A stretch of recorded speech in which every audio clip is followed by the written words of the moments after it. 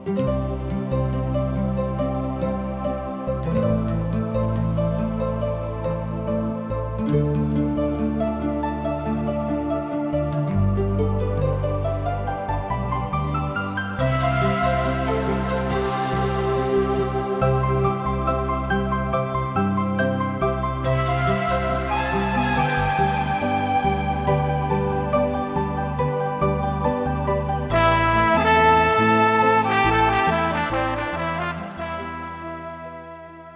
सब जिंदगी की राह देख रहल बानी।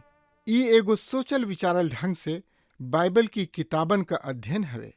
ए कार्यक्रम का उद्देश्य है कि लोग जगत के बनावे वाला परमेश्वर की उद्देश्य के जाने, जौना से उनकरी इच्छा के अनुसार चल सकें।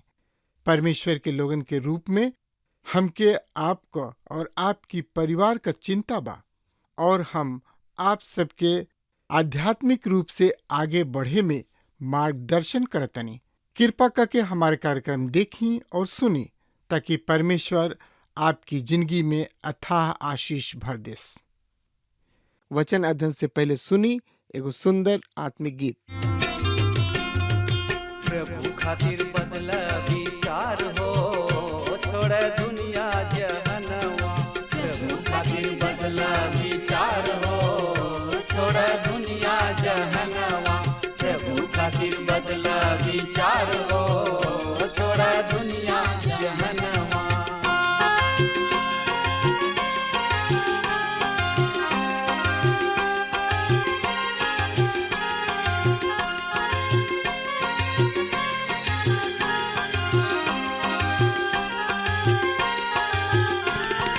मनवा बदल बात बड़ा सुख पैबा। मनवा बदल बात बड़ा सुख पैबा। नाही त पीछे तू नरक में जइबा। नाही त पीछे तू नरक में जइबा। नाही त पीछे तू नरक में जइबा। स्वर्ग के खुलल बा दरबार हो, छोड़ दुनिया जहनवा। स्वर्ग में खुलल बा दरबार हो, छोड़ दुनिया जहनवा। प्रभु खातिर बदला विचार हो, छोड़ दुनिया जहनवा।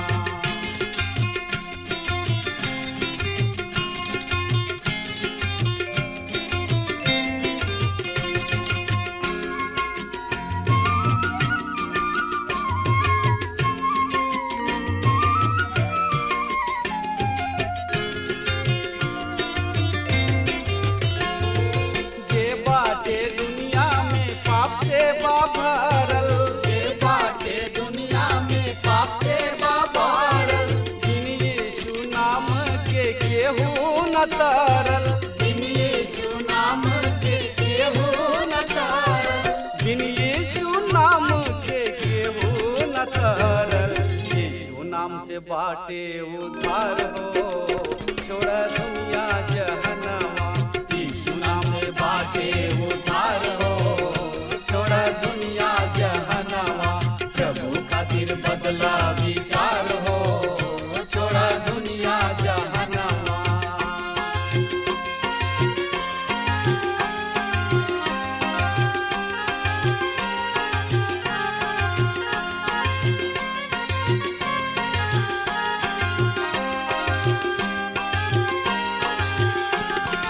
जब रउआ चाहिले जिंदगी सुधारे। जब रउआ चाहिले जिंदगी सुधारे। प्रेमी यीशु के आई जा दुआरे। प्रेमी यीशु के आई जा दुआरे। प्रेमी यीशु के आई जा दुआरे।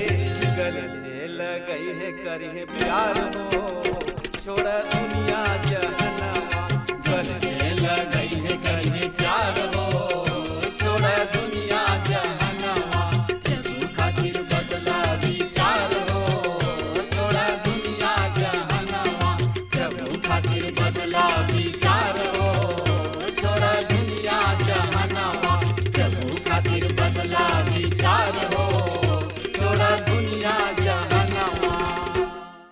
हाँ प्रिय श्रोता मित्र भाई बहन, हमके पिछला संदेश में देखले रही जा प्रकाशित वाक्य किताब 20 अध्याय के 6 पद से 11 पद के।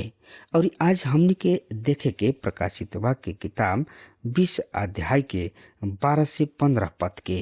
और हमने के देखले रही जा पहला पुनरुत्थान प्रभु यीशु मसीह के पुनरुत्थान से शुरू होता। तब मसीह के कलीसिया के पुनरुत्थान जौन की मेघारोहण कहाला, जौन की लगभग 1900 बरिस या ओकरा से अधिक बरिस के पश्चात बा। पर महाक्लेश युग के अंतिम चरण में महाक्लेश युग के संत अर्थात उ लोग जेकर सिर प्रभु यीशु मसीह के गवाही तथा परमेश्वर के वचन के कारण काट डालल गइल और जे पशु के मूर्ति के पूजा ना कइले, तब पुराना नियम के संत के पुनरुत्थान पहला पुनरुत्थान कहाला। हाँ श्रोता मित्र भाई बहन, और हमनी के देखले रही जा न्याय के दिन केहू ना बाची। ओकर दूगो कारण बा।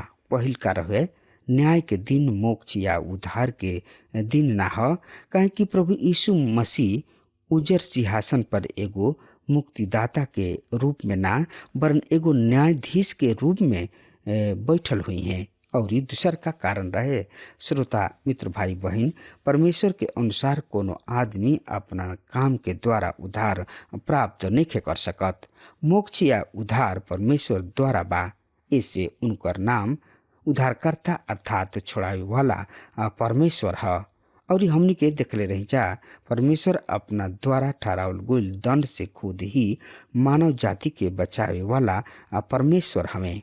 और परमेश्वर के अनुसार ये काम उ अपन पुत्र प्रभु यीशु मसीह के मृत्यु तथा पुनरुत्थान पर विश्वास ले अवला के द्वारा करताणे। परमेश्वर कहलन कि मनुष्य के धर्म के काम हमरा नजर में गंदा चिथड़ा मैल कुचैल के समान बा। अब वही बताई कि मनुष्य के कर्म उनका मोक्ष के खातिर ओहनी लोग के का आवश्यकता बा या का कर सकता। ई बड़ गंभीर और परम पवित्र बात बा कि राउर आपन मोक्ष के खातिर एगो मोक्ष दाता के आवश्यकता बा। रुआ छुटकारा के खातिर छोड़ावे वाला के आवश्यकता बा। रुआ बिना उद्धार के परमेश्वर के उपस्थिति में खड़ा नहीं हो सकत। रुआ के मसीह यीशु के धार्मिकता के कपड़ा के आवश्यकता बा। बिना एकरा के हमनी के पापी बानी जा, एगो भटकल भुलाइल खोवल आदमी बानी जा। 11वां पद के अनुसार ई एगो उजर सिंहासन बा और ये सिंहासन के पवित्रता के प्रकट कर रहल बा। आकाश और पृथ्वी के प्रतिक्रिया, आकाश और पृथ्वी उनकर उपस्थिति से भाग गइल। सवाल उठता कि आकाश और पृथ्वी जकरा उपस्थिति से भाग गइल उ जौन ओह बड़ उजर सिंहासन पर बैठल बने और के ह जौन की उहवा बैठल बने। श्रोता मित्र भाई बहन, ई राजाओं के राजा प्रभुओं के प्रभु मसीह हमें। प्रेरित यूहन्ना द्वारा रचित सुसमाचार में हमने के यह विषय में स्पष्ट रूप में पढ़तनी जा। यूहन्ना रचित सुसमाचार 5 अध्याय के 22 तथा 26 से 29 तक आई यह पद के पढ़ लिहल जाओ। यूहन्ना रचित सुसमाचार 5 अध्याय के 22 पद एह तरी से बतावता, काहे कि पिता केहू के न्याय ना करले, उ न्याय करे के पूरा अधिकार पुत्र के दे दिल बने। 26 से 29 पद एह तरी से बता रहल बा, काहे कि जौना तरी उ पुत्र के भी खुद में जिंदगी धारणा करे के अधिकार दिहल गइल बा और उनका मानव पुत्र होके के कारण न्याय करे के भी अधिकार दिहल गइल बा। ए पर आश्चर्य मत कर, उस समय आ रहल बा जब उ सब जौन की कब्र में बाड़े उनकर वाणी सुन के बहरी निकल जाइए। सत्य कर्म करे वाला के जिंदगी के खातिर पुनरुत्थान होई और कुकर्म करे वाला के दंड के खातिर। हाँ श्रोता मित्र भाई बहन, परमेश्वर के काम है कि जकरा के उ भेजले बने उ एकरा पर विश्वास करे। परमेश्वर केकरा के भेजले बने? परमेश्वर पुत्र प्रभु यीशु मसीह के भेजले बने, जैसे कि यूहन्ना 6 अध्याय के 30 से 39 पद एकरा के स्पष्ट करता। प्रभु यीशु मसीह कहताने काहे कि हम आपन इच्छा ना बरन अपना भेजे वाला के इच्छा पूरा करे खातिर सड़क से उतरल बानी।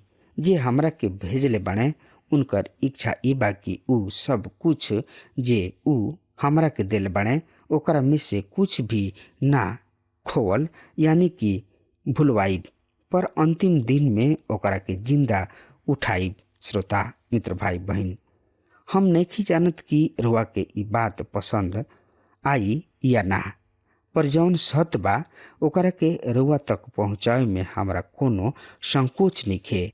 परमेश्वर के अनुसार जे कुकर्म कैले बने ई उ लोग हमें जे मसीह यीशु के ग्रहण कैले बने, उ जिंदगी के पुनरुत्थान के खातिर जीवित हुई हैं। प्रिय मित्र, विषय है उज्जर महासिंहासन। ई पहला पुनरुत्थान है जे कुकर्म कैले बने उ दंड के पुनः के खातिर जीवित कल जाइ हैं। इहे उज्जर महासिंहासन के दंड है।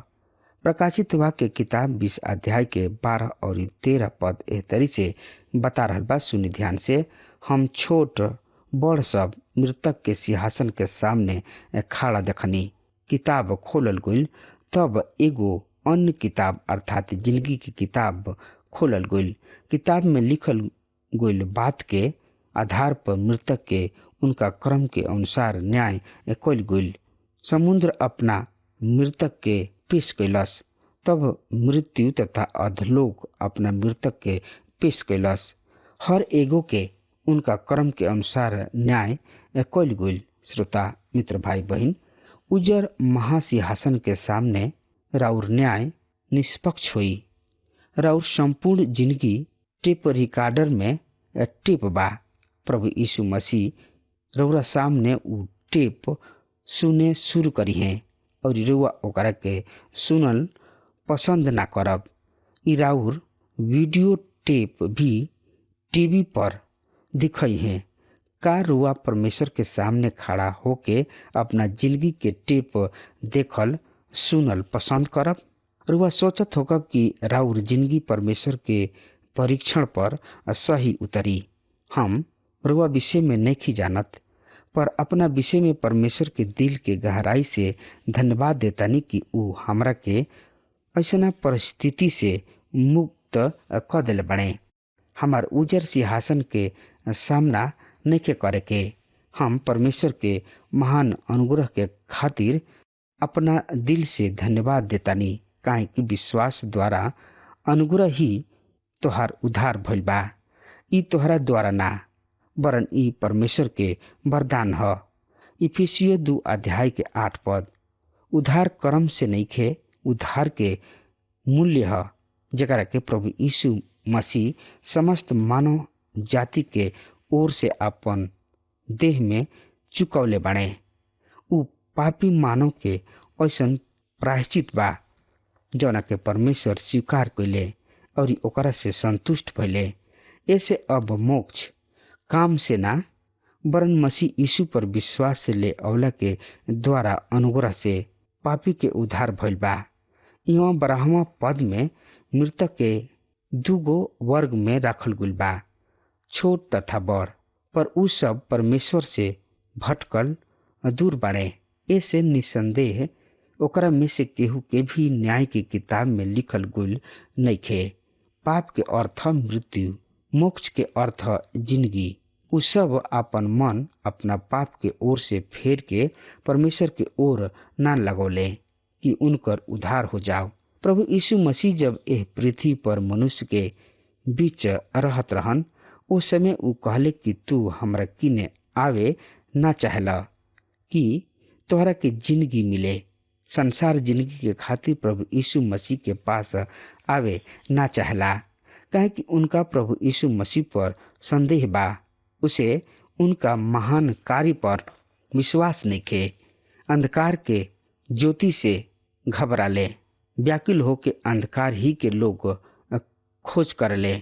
संसार के दशा ऐसने बा, पर जे उनका पर विश्वास ले आई उ नाश ना होई, पर अनंत जिंदगी के प्राप्त करी। श्रोता मित्र भाई बहन, परमेश्वर के वचन बतावता कि परमेश्वर के पास किताब बा जौना में मनुष्य के प्रत्येक काम के लेखा बा। परमेश्वर किने टिप बा, पुराना से पुराना दिल और वार्तालाप उनका किने बा। उ उचित समय पर ओकरा के रुआ सामने चले शुरू करी है। गुप्त में कोइल गुल अपना प्रत्येक काम और बातचीत रुआ अपना आँखी से देखब। संभवतः राउर मेहरारू राउर बाल बच्चा भी देखी है। ये टेप देख के आदमी खुद ही दंड पावे के एक ओर खड़ा हो जाई। श्रोता मित्र भाई बहन, निसंदेह रुआ एकरा से प्रसन्न ना होखब, पर एकरा विपरीत स्थिति भी बा। यदि रुआ इस जिंदगी में प्रभु यीशु मसीह के आपन व्यक्तिगत उद्धारकर्ता ग्रहण क के पाप से मुक्ति प्राप्त कइले बाणे, त रुआ के ए उजर महासिंहासन के सामने खड़ा होके के कोनो आवश्यकता ना होई। परमेश्वर के संतान के रूप में प्रभु यीशु मसीह के न्याय आसन के सामने राउर काम के न्याय होखे के बा और उनकर उद्देश्य रउरा दंड के खातिर ना परन रुआ के प्रतिफल देवे खातिर बा। दूसरा कुरिन्थियों 5 अध्याय के 10 पद एह तरी से बतावता कहे कि हम सब के मसीह के न्याय आसन के सामने पेश कल जाई। प्रत्येक आदमी शरीर में रहत समय जौन कुछ कइले बाणे, चाहे उ भलाई होके या बुराई, ओकरा के ओकरे प्रतिफल पाई। प्रतिफल देवे वाला खातिर बा। मित्र, रुआ मोक्ष प्राप्त कइले बानी त रुआ अपना पुराना स्वभाव पर नियंत्रण राखी, काहे कि ई रुआ प्रतिफल से वंचित कर सकता। आसमान रहे उजर सिंहासन के न्याय खोलल, भुलाइल, भटकल अविश्वासी अर्थात मसीह के ठुकरावे वाला संसार के खातिर बा। आज एगो विश्वास जन समूह अपना काम के अनुसार आपन न्याय चाहले। श्रोता मित्र भाई बहन, न्याय तो सच्चा हुई, पर कोनो भी आदमी अपना भला काम के द्वारा बचावल नहीं जा सकत। कर्म रुआ अनंत दंड से नहीं बचा सकत। बचावे वाला हमें राउर विश्वास तथा परमेश्वर के अनुग्रह देखी। प्रेरित यूहन्ना द्वारा परमेश्वर एह किताब में का बता रहल बने। यूहन्ना रचित सुसमाचार 3 अध्याय 16 से 21 पद, काहे कि परमेश्वर दुनिया से अतना प्यार कइलन कि उ आपन एकलौता बेटा दे दिले, ताकि जे केहू उनका पर विश्वास करी उ नाश ना होई पर अनंत जिंदगी पाई। परमेश्वर अपना लइका के दुनिया में एक खातिर ना भेजले कि दुनिया पर सजाए के हुक्म देस, पर एक खातिर कि दुनिया उनकरा द्वारा मुक्ति पावे। जे केहू उनकरा पर विश्वास करेला उनकरा पर सजाए के हुक्म ना होला, पर जे केहू उनका पर विश्वास ना करेला उ लोग दोषी ठहर चुकल, ऐसे कि उ परमेश्वर के एकलौता लइका के नाम पर विश्वास ना कइले। और इस सजाए के हुक्म के कारण यह कि अंजोर दुनिया में आइल बा और ये आदमी लोग अन्हार के अंजोर से ज्यादा प्यार कइलन, काहे कि उ लोग के काम बुरा रहल। काहे कि जे केहू बुराई करेला उ अंजोर से दुश्मनी रखेला और अंजोर के नजदीक न आवेला।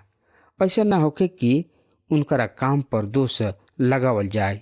बाकी जे केहू सच्चाई पर चलेला उ अंजोर के नजदीक आवेला, ताकि उनकरा काम प्रकट होके कि उ परमेश्वर के ओर से कोइल गोइल बा। श्रोता मित्र भाई बहन, यूहन्ना रचित सुसमाचार 3 अध्याय के 16 से 21 पद में परमेश्वर मनुष्य के प्रति अपन प्रेम तथा मनुष्य के परमेश्वर के प्रति व्यवहार दर्शावता। 16 तथा 17 पद में परमेश्वर के वाचा है। परमेश्वर के जगत से ऐसन प्रेम कैले कि उ अपन एकलौता बेटा दे दिहले, ताकि जे केहू उनका पर विश्वास करी नाश ना होई पर अनंत जिंदगी के पाई। हाँ श्रोता मित्र भाई बहन, परमेश्वर अपना बेटा के संसार में ऐसे ना भेजले कि उ संसार के दोषी ठहरावस। उ उनका के ऐसे भेजले कि संसार उनका द्वारा मुक्ति प्राप्त करे। 18 पद में परमेश्वर दंड के घोषणा करतड़े। 19 से 21 पद में वो ज्योति अर्थात परमेश्वर के प्रति मानव के व्यवहार के दर्शावताड़े। 18 पद के अनुसार परमेश्वर के अभिषिक्त जगत के उद्धारकर्ता प्रभु यीशु मसीह के ठुकरावे वाला पहले से दोषी ठहर चुकल बने। उनका के उजर महासिंहासन के सामने केवल अपना दंड के इंतजार करे के बा। प्रकाशित वाक्य किताब 20 अध्याय के 13 पद एह तरी से बता रहल बा। सुनी ध्यान से, हम ए पद के रुआ सामने पढ़ रहल बनी। समुद्र ओ मुर्दन के जवन ओमे रहे देले दिहलन, उन्हीं में से सगरिन के न्याय उन्हीं के कर्म के जैसन दिहल गइल। मौत और अधलोक आपन मुर्दन के दे दिहले और उनका फैसला एक एक क के कइल गइल। श्रोता मित्र भाई बहन, आइए खाली फिर हमनी के पढ़ ले जाओ प्रकाशित वाक्य किताब 20 अध्याय के 14 और 15 पद के। मौत और अधलोक आग के झील में डालल गइले। आग के झील दूसर का मौत था, जे केहू के नाम जिंदगी की किताब में लिखल ना मिलल, उ आग के झील में फेंक दिहल गइले। हाँ श्रोता मित्र भाई बहन, प्रिय श्रोता मित्र भाई बहन, अगर हमार बात रुआ तक पहुँच रहल बा त आज यही घड़ी ओह नरक से बच जाई, न त फिर पछताइब। लेकिन ये सब कब होई? जब प्रभु यीशु मसीह की ने आइब तबे ई संभव बा, न त रुआ ओ आग के झील में डालल ही जाइब। एकरा में संदेह नहीं खे, पक्का बा कि रुआ ओ नरक में डालल जाइब। हाँ श्रोता मित्र भाई बहन, रुआ प्रभु यीशु मसीह के ने आई और अपना आप के प्रभु यीशु मसीह के हवाले कर दही, काहे कि प्रभु यीशु मसीह ही उद्धार करता हमें। उहे मार्ग, सत्य और जिंदगी हमें। उनका बेगर रुआ उद्धार प्राप्त नहीं कर सकत, ना ही रुआ स्वर्ग में प्रवेश ही कर सकतानी। ई बात रुआ ध्यान पूर्वक सुनी और एकरा पर विचार करी और विचार करके जरूर से जरूर हमरा किने चिट्ठी पत्री लिखी, ताकि हम रउरा संदेह के और विस्तार पूर्वक से रुआ के हम बता सकी। हम मित्र, अब हमार समय खत्म हो रहा बा, तब तक खातिर रुआ हमरा के आज्ञा दी। परमेश्वर रुआ के बहुते बहुते आशीष देस। आमीन। हमके विश्वास बा कि ई कार्यक्रम आप सब खातिर फायदेमंद सिद्ध भइल हुई। अगर आप सबके लगे बाइबल से चाहे आपकी निजी जिंदगी से कोनो सवाल होके, चाहे कोनो समस्या खातिर प्रार्थना करावे चाहतनी, तो हमारी फोन नंबर पर जरूर संपर्क करें और आज का दिन आप खातिर सुखद बनावे।